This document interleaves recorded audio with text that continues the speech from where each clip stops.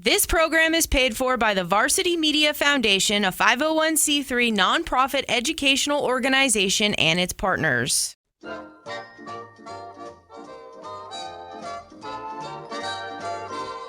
You're listening to the Varsity Sports Show, home of Arizona's youth, high school, college sports, and you, empowering education and enabling dreams, right here on KDUS AM 1060 in Arizona. And now, welcome to the Varsity Sports Show.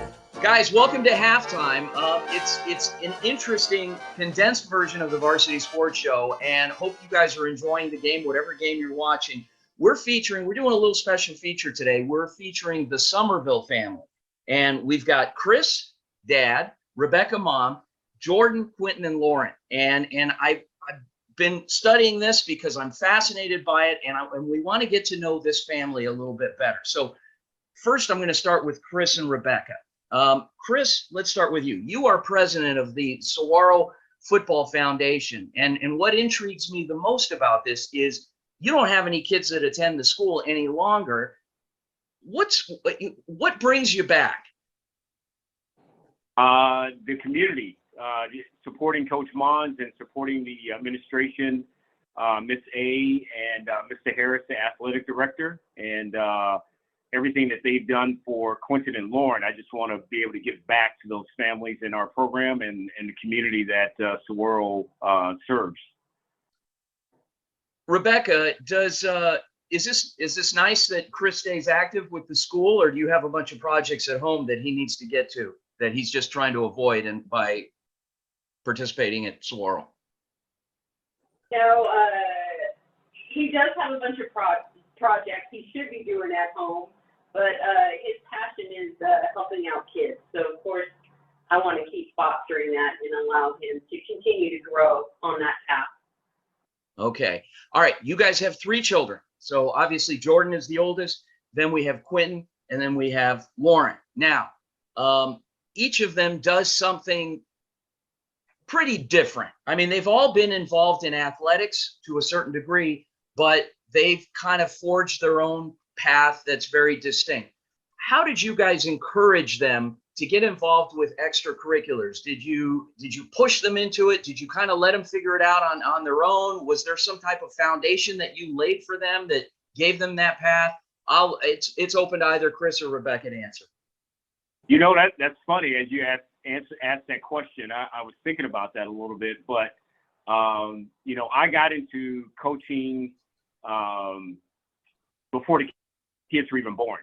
And when we moved here, I got into coaching. I coached. I didn't coach Jordan when he was younger, and I think I started coaching him maybe when he was 12 or 13 years old.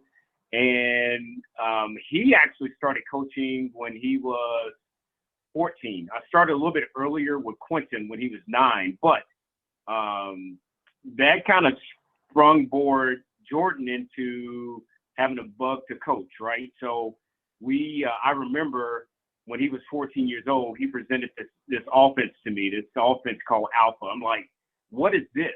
And then we sat down and looked at it. I'm like, you know what? This may work. And that particular season, I think we were playing 10U football, and we worked on that offense the whole entire year. And we didn't bring it out until the championship game. And that offense won me my first championship. So I'm like, this kid may be on to something. Alpha. And yeah, that was at 14 years old. And so he went on to coach. He went on to coach Quintin in basketball that year, and he just got the coaching bug, and it, it kind of, that's where it kind of started at. And I didn't have to encourage Lauren to get involved into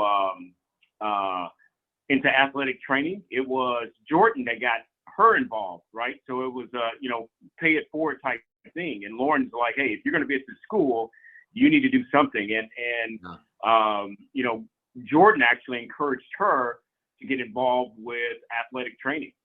And that's, and she was there all 4 years at Saguaro and got involved. So, and Miss Nikki, she learned from a great tutor and mentor and Miss Nikki over at Swirl, and it has led her on to do better things in her life as well.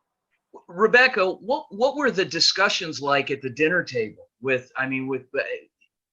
was it like? Was it could it be pretty tense at times, talking about the coaching and the playing and the encouragement and all that? I mean, what was all that like?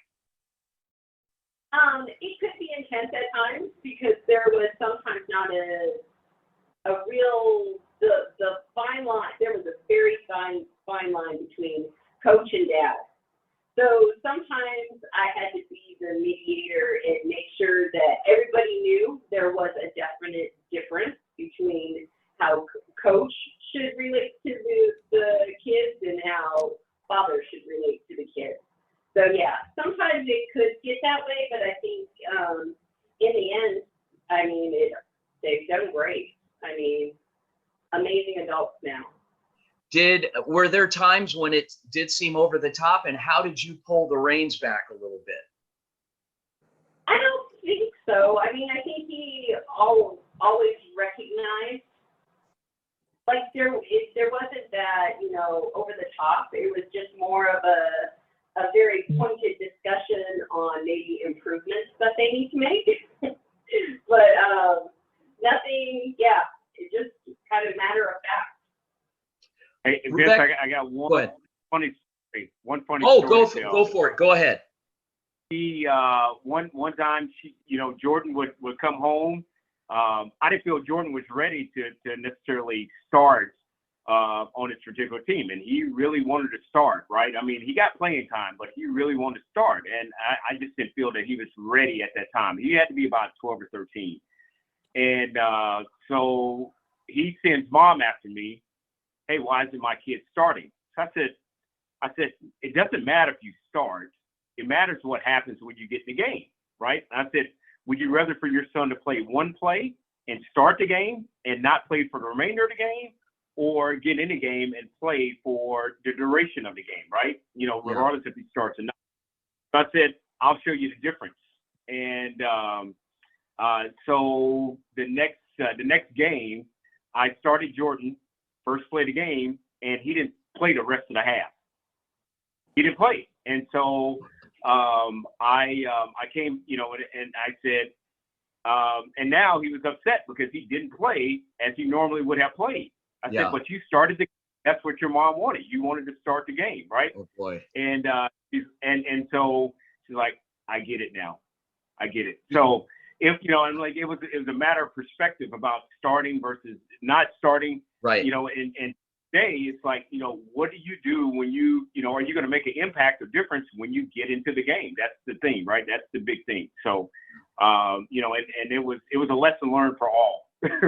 Yeah, it sounds like it. Okay, so Jordan, being the oldest, I got to ask you. So you were in essence a bit of a trailblazer. You had your own offense. You were demanding playing time. Starting privileges. Do you think you had it tougher than Quintin and Lauren, or was it easier? Without a doubt. I knew you were going to say that. Me and Lauren had it much harder than Quintin. Really? So no middle child syndrome here. He actually had it the easiest. Was he baby? Yeah, he's still babied. Yeah, still sitting next to his dad. He's exactly. Probably wearing a diaper right now, huh? Yeah. 100% next to mama and dad, and me and Lauren are hard at work.